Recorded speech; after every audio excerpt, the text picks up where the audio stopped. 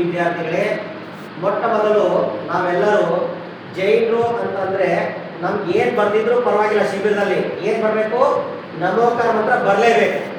ಎಲ್ಲರೂ ಶ್ರದ್ಧೆ ಭಕ್ತಿ ಸರಿ ನಮೋಕಾರ ಮಂತ್ರ ಹೇಳಿ. ಮೊದಲಿನ ಐದೈದು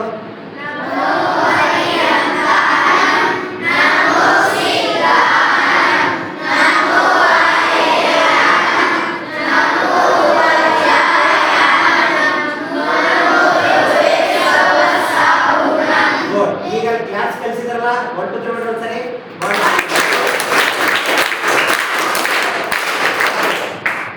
ಯಾವ್ದು ಕ್ಲಾಸು ಕರೆಕ್ಟಾಗಿ ಮಾಡಿದ್ದೀರಾ.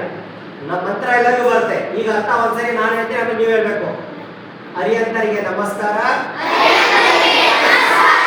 ಸಿದ್ಧರಿಗೆ ನಮಸ್ಕಾರ, ಆಚಾರ್ಯರಿಗೆ ನಮಸ್ಕಾರ, ಉಪಾಧ್ಯಾಯರಿಗೆ ನಮಸ್ಕಾರ,